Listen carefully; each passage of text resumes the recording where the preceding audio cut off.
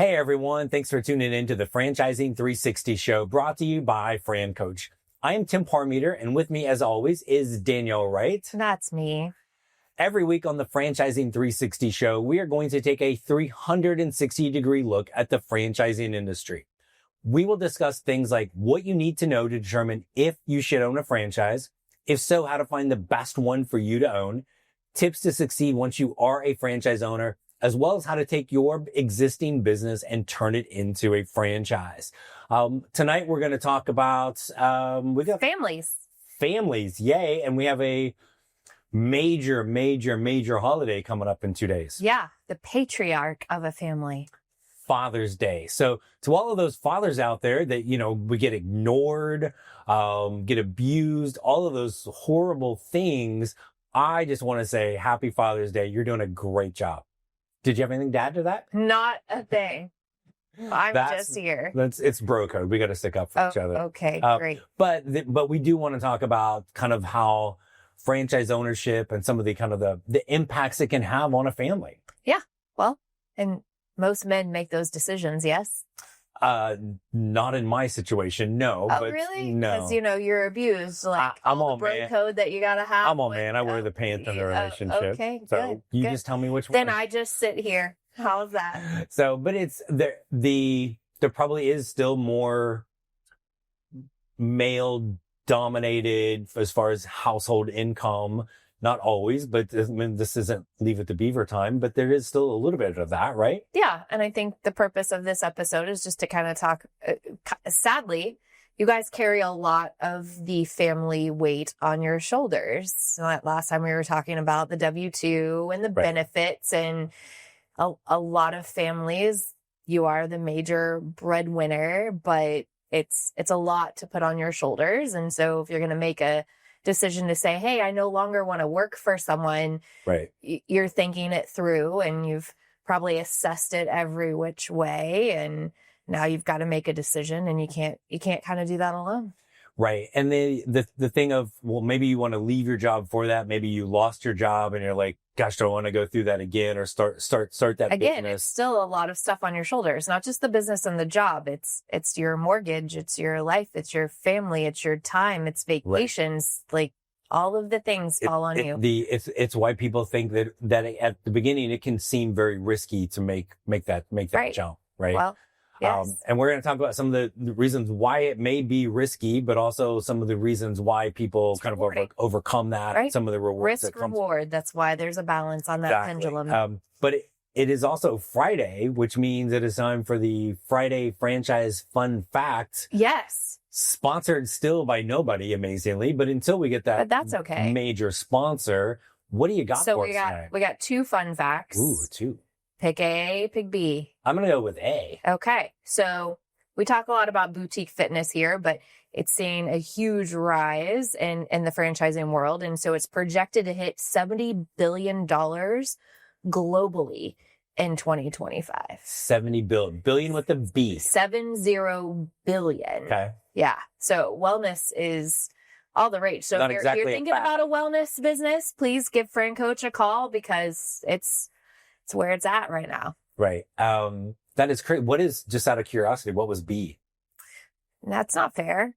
Like, you got to tune in next week to see what B is. I got to save the Friday fun facts. There's only so many, and I'm only so fun for so long. On Fridays. So that's our fun facts, which is 70 billion. Even that billion. Sometimes those industry stats even throw me off. Right? But when you think about, there are 4,500 franchise brands in the U.S.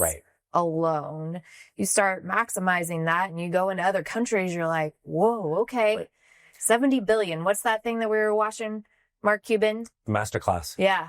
Don't tell me that you need just 1%. I'll tell you just need 1% of 70 billion. Let's go. Right. Exactly. That's not a bad place to start. And again, it shows just, I think in general, that is a sector that is going to continue to grow. We are we're getting older. We are trying to do a better job of taking care of ourselves in every way possible. Being healthy long term is a big a big thing. And when people talk about recession, what have you, when we're talking about dads and fathers and the patriarch of the family looking to take care, they're also taking care of themselves so that they're around a long time to be able to support that family with whatever decision they make. Look at that tie I just made there. Excellent. And I'm still a little sore from doing Pilates the other day. So yep. I let him do some mat Pilates. I don't want to end up with a dad bod. And on that note, assuming that I don't already have one, we're going to come back after this break and talk a little bit about kind of the family values aspect of owning a franchise, the risk, and then those potential rewards. That's next on the Franchising 360 show.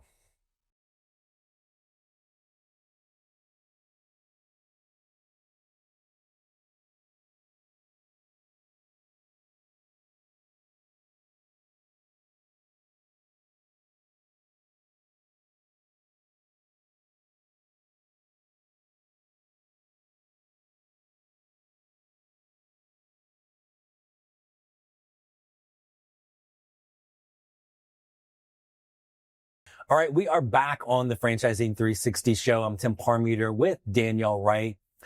Danielle, we were kind of leading into this as, with Father's Day a couple days away and how potential franchise ownership can really affect the entire family, and a lot of pressure sometimes on dads in those situations to like bring home the bacon, so to speak. Yeah. So if we rewind back to some episodes that we have had, we've talked about generational wealth. We have talked about freedom and flexibility. And at the helm of most families is, hey, how do I support them? How do I make sure that their lives are taken care of? And that falls typically on a dad's shoulders. But, I'm a big fan of like our personal stories, right? But kind of the same for you. You became a business owner and you've owned franchises.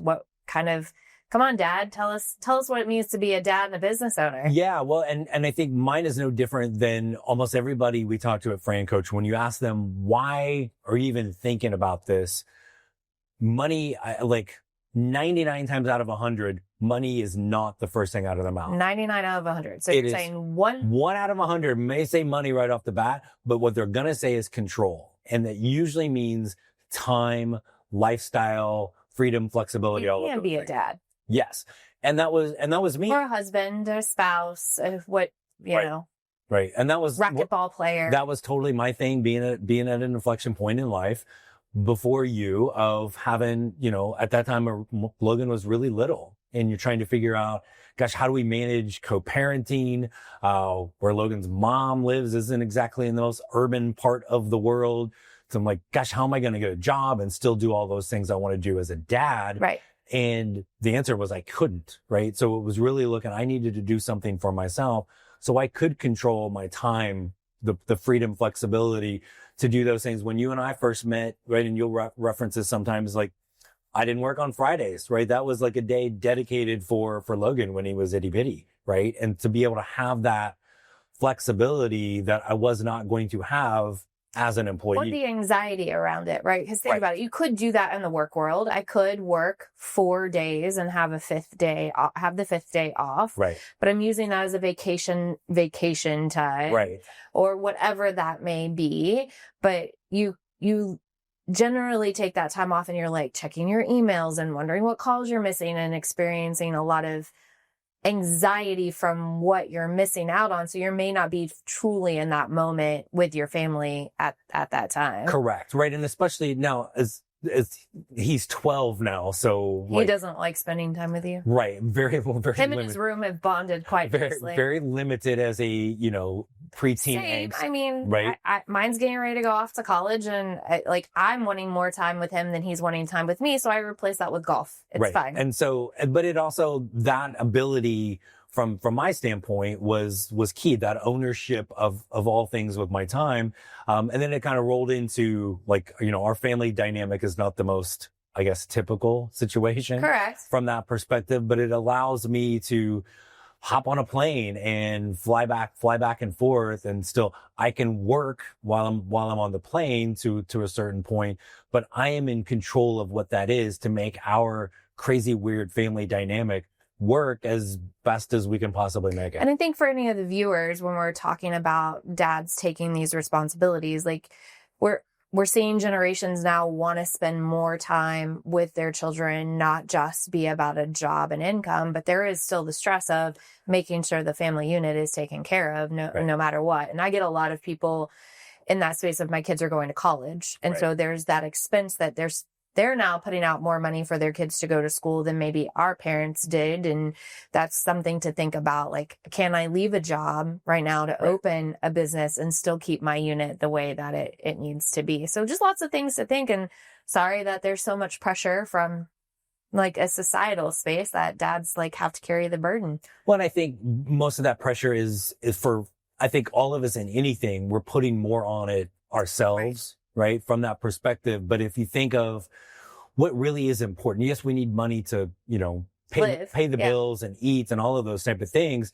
But I think it's just becoming more and more common to have a focus on the time and the experience and living health, the like life. we started with the health conversation, like you're contributing to your health and your longevity of life. Right. It might as well be happy doing what you want to do and having that time balance and that control versus, hey, I'm going to take all my vacations as every Friday for the foreseeable future. Or even just the experiences of, as much as, the car line at school, drop off and pick up, like, is not the most efficient things in the world, right? But just having that experience of whatever crazy songs on the radio that I'm blaring that he's trying to turn down, so I'm not dancing in the car line or whatever. Well, we get that little time and that bond and that experience, because again, I'm completely You've got in control of the right. So, but there are some other things to this as well when we come back, because there's also those lessons that we get to teach our kids as a business owner that kind of get lost and really don't come up as an employee. So then, and I think it's one of the more hidden things in this is those lessons. So we're going to talk a little bit about that and give some examples of those when we come back here on the Franchising 360 show.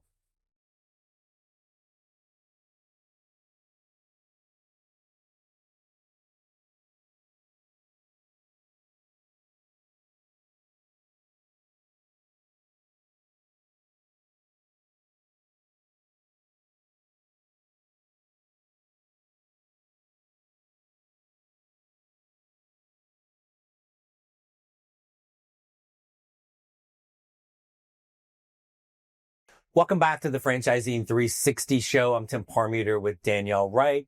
Danielle, we are talking about, the amazing human beings that are fathers. Yes. My words, perhaps not necessarily I have a couple yours. Good ones, yeah. But the one of the things we talked about wanted to talk about was some of the lessons as a father and a parent and a family our kids can learn and pick up on from seeing you on that entrepreneurial journey. Okay, I'm one of those products, right? Like my dad, full-time job all of his life, retired, what have you. My stepdad, same thing, but he had a side business and still works that business now that he's retired from his corporate job. So I got to see a lot of sacrifice of time and efforts and dollars, but then the rewards were, we went on amazing vacations and have properties and like financially and emotionally for the family. It was a great thing. Even now he gets to live a very nice life because he did that. But I learned a lot I think when we think jobs, we get a lot of work ethic out of our parents. Yes, my dad showed up to his job every day, very rarely called out sick, committed to a company till he retired. Same with my stepdad, but I also got to see what it meant to be a business owner. Yeah. And the highs and a lot of the lows that come with that and how you push through those because the benefit is truly great. Yeah. And I think you talk about the lows, like, I think it's important for people like kids, but adults too. You have to know how to kind of get your butt kicked and fail. And what are you going to do from that standpoint? But the lessons, I think it's somebody said to me 15 years ago, oh, if you own a business, it will help teach your kids so many things. I don't know that I would have gotten it until I've experienced it. Yeah. And I think that's happened for you more frequently now that Logan's older and my kids are older. And I've been in franchising since my son was 4 and he's 17. So there is a lot of planning he's doing for his life based on being exposed to a lot of this stuff. Yeah. And there's nothing wrong. There's nothing wrong. Still wants a job. Right. Like, Nothing wrong with going to get a job. Yeah. Absolutely nothing wrong with that. But they believe in these side hustle things. They understand there's another pathway if they choose a similar pathway. Right. They can they're create their not own. seeing that there's a choice. They're seeing that I can do both. Right. And that's remarkable based on some of the people that we talk to. They feel like there has to be one or the other. So being able to expose your children to things that we didn't know, right? Like we talk finances all the time. How little did we know, or how little were we taught growing up? Like I was taught how to write a check, maybe balance a checkbook. Correct. But credit cards, all of those things, just they weren't discussed. No, and really, for me growing up with, like, my dad was an educator, my mom was mom, right? And so that was kind of all like, go to college, get a degree, get a job, right? All those things. And there's nothing wrong with that. And for my kid, he sees like all around on different. His mom and his stepdad have jobs, right? Yep. Degrees, jobs, all of those things. But he also sees business ownership, and I think there's a creativity there that I didn't understand coming into this, of like, not just like I could do whatever, but coming up with the ideas. And sometimes and Austin, your son has done this too, where they've come up with some ideas from a marketing or promotion idea. You're like, whoa, hold on. Like, that's not bad. Right. And again, that I think it's just expanding their mind in ways that I never ever could have imagined. Because we talked about fear on other episodes as well. We're kind of squashing that fear early on so that they don't have it. They understand that it's a reality, but fears are not real. Right. So if you can help to educate them as they continue to, I mean, my son will talk pro formas. He will talk profit. Like, what's 17-year-old person, like, and you see a lot of college kids going and like getting into college because they've started this small business. We talk to people now, like, if you had a paper route when you were a kid, or you sold lemonade in a stand, people love that because it shows that entrepreneurial piece. Right. We just weren't fostered that kind of knowledge as we were younger. So they listen to all of our calls. They hear all of our things.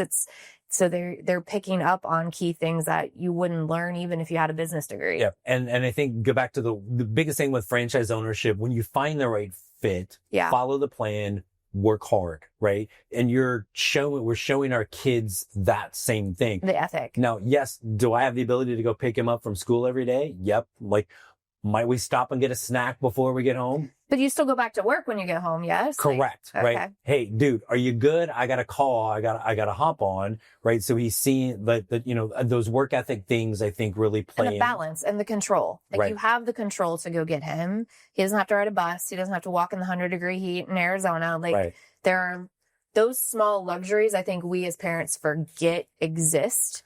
And it's the thing that a kid thrives on. Yes. Or even seeing, and both of ours, that we have this super cool picture from all four of us being at a franchise conference 2 years ago, where they're literally the boys are wearing the Franchising 101 podcast t-shirt, right? Yeah. So like, if you have to use your children as marketing billboards, so be it. Yeah. They're much cuter than we are. So. Yes. But we want to talk a little bit more about some of the fear elements, and always say lean into the fear, because it is real. On the other step on it, it's a villain. On the other side, when you learn more, it may actually be scarier to stay where you are than to keep moving forward. So a little bit more on this to celebrate the amazing fathers out there on Father's Day here on the Franchising 360 show when we return.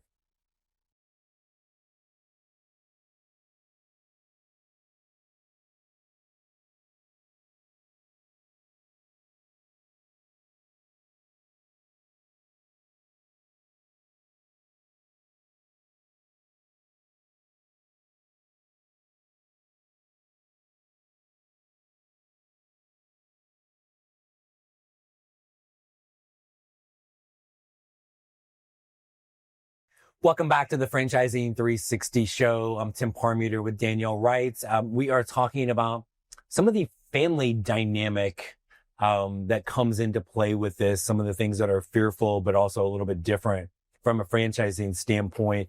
And I know you want to talk about kind of the financial literacy almost, maybe, right? Sure. With this. Can I throw one other thing out there really fast? Because I know we talked about it and I don't want to forget And I it. love this when you say can. No, you can't.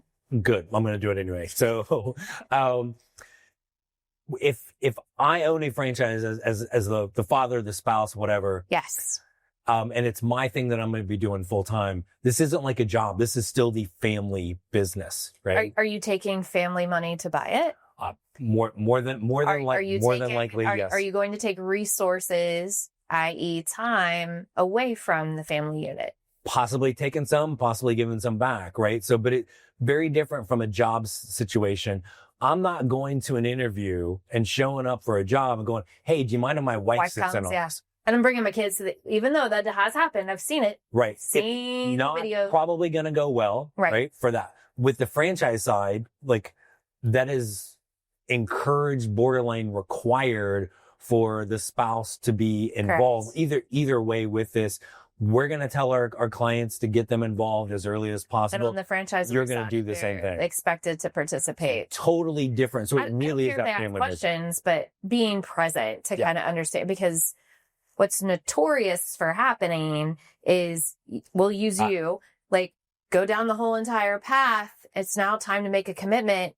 And then I'm over here like, whoa, bud. And like, and no matter how hard I want that new Lexus. Am I going to get that with this? Like, what's up? But no matter how hard I am trying to properly relay all of the information, it's just impossible to do that. And I'm going to want to fact check you, right? Just because you said it, I need to hear it a second time. I could be a dirty liar. Someone else.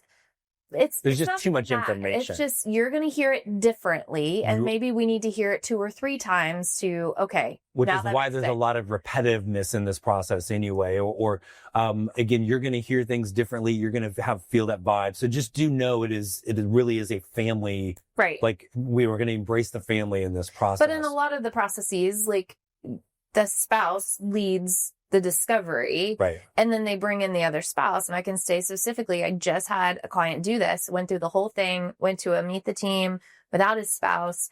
And now we're at a stopgap because she's not, she's really, and I keep getting, she's really in on it. Right. Really? Yeah. Really? So get them involved. There are some legal things to the franchise agreement, by the way, that if you're married, there are things like kind of the reason why we want everyone to be involved. But back to Father's Day and fathers and I don't know if it's financial. Like, I just think a lot of weight is put on the head of the household's shoulders when it comes to making these types of decisions. But I also think you're teaching, like we had said in the previous segment, you're teaching everyone about the way to look at the economics of the household, right? Like, can I do this? We had talked about paycheck and addictions on previous episodes that, okay, if I got to make this because these are my bills, then sit everybody down and let's have the solid conversations. I never knew what the bills were in my parents' house. That was never something that we discussed. But I find with people that go into business ownership, it's opening the door to teaching our children, like, there isn't money falling on a tree in the backyard and I just scrape it up every morning and throw it in the bank. Right. Or it gives the opportunity for those protectors, those providers to kind of walk through, hey, this is our life, but these are the things that we're going to have to take a hit on, right? Like maybe we're going to buy knockoff toilet paper versus the Charmin. So just things that the protector and provider of the household gets to open the door to. We're all in this together. We may go backwards a little because let's be honest, you're going to go backwards a little bit at the beginning. Sorta. I mean, look, if you plan it right and you follow the systems, you should be able to, this is not an earnings claim, you should be able to walk into something that you vetted out that is replacing your net income. And if you missed that, check out last week's episode. Or the one before that. We're talking about that. But no, it really is again, the opportunity to control your life in all aspects for you and your family with this. Educate, which is what we're always talking about. Like, you're getting to educate your family, your kids, your support system, all of those things in this one vetting process. So, if you are at a point where you want to learn more about this, don't forget, check out our Francoach YouTube channel. Don't also just go straight to francoach.net. That's where we are here if you want to learn a little bit more about this. Next week, we have a guest. Yay. I know. We are going to talk to the CEO of the absolute leading business service provider franchise in the stinking world. They're going to be here with us next week. Awesome. I know. I love it when we have guests. Pretty excited. You know why? Why? Because then I don't have to talk. As much. So, we will, until then, that is Danielle Wright. That's me. I'm Tim Parmeter, and this has been the Franchising 360 Show. See you next Friday.